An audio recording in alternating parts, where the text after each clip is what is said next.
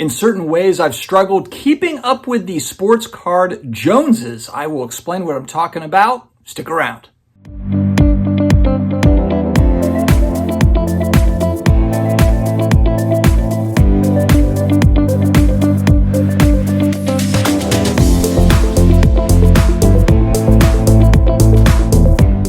Hello, all my sports card friends. It is another day. It is another sports card video. We are back again. How are we doing, guys? I feel pretty good, too. I think I finally got some sleep. Hope everybody is having a great week so far. Today's topic, keeping up with the Joneses. I think in life this can be an issue, let alone with sports cards. Everyone's got the new house, the new car, the this, the new clothes, the that, whatever, blah, blah, blah.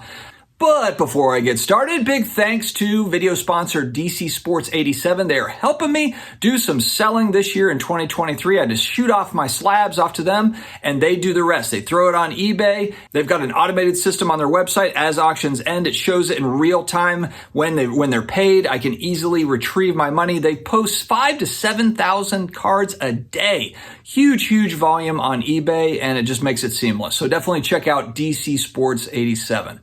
I don't really buy clothes very often. I've got the same clothes literally from years and years ago. I'm not really much of a shopper in general, except when it comes to collectibles cards. That's where I've been more or less a shopper. Now, keeping up with the Joneses, of course, when you go onto IG or YouTube and just watching other people and listening to other people, hearing about their collections, seeing what they've got, you can get really caught up in, holy smokes, look at what this person has or that person has, these monster cards.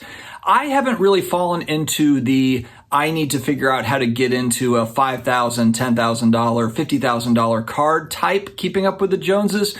But where I think that I have along the way is just continuously building a consistent collection, always putting money towards it. Really over the last few years, just continuously spending that way, which of course, nothing wrong with that. And I haven't put the family in debt or done anything like that, but just gotten a little bit out of control as far as staying consistent there and maybe feeling like I need to do that as part of my overall hobbiness as a hobbyist. And so I'm trying to figure out how to find balance with that. I'm doing well with it. I've readjusted, but I know that this is going to be a huge thing with just, you see, especially in sports card content, you'll see a lot of, I dropped $5,000 at the show or 10 grand or 50 grand. And I think that there is kind of like a lifestyles of the rich and famous. How lavish a lifestyle would you lead if you were the richest man on earth? Element of the sports card hobby content world. And I think it's popular because it's popular everywhere. If you look at shows that get watched, and it might not be like folks are watching it because they actually enjoy it or look up to those people. It's just people watch something where it's like, wow, somebody spent $10,000 on this or $100,000 on this, or someone bought $1 million sports car or a $10 million house. When you look at like the real estate selling reality shows, it's like $10 million estate.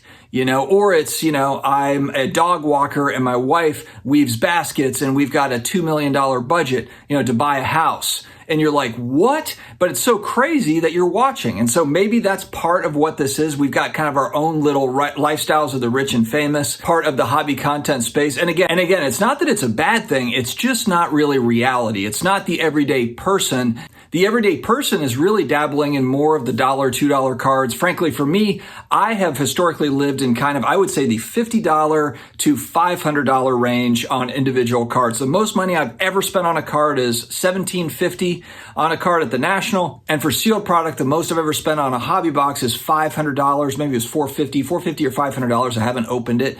So I am not a big spender. I'm not a whale when it comes to this stuff. I'm not trying to get a second mortgage on the house to get into certain cards. I'm fairly conservative in that way. But especially as we've seen kind of economic turmoil and just a lot of uncertainty, there is slowing down in the sense of how much people are spending on individual cards is what it looks like anyway, except for, of course, high net worth folks. They're still going to break records on certain cards and spend huge money because they're less affected by, recession. If there's a big recession, they've got millions in the bank. Jeff Bezos isn't really sweating recession that much. And you must be the Monopoly guy.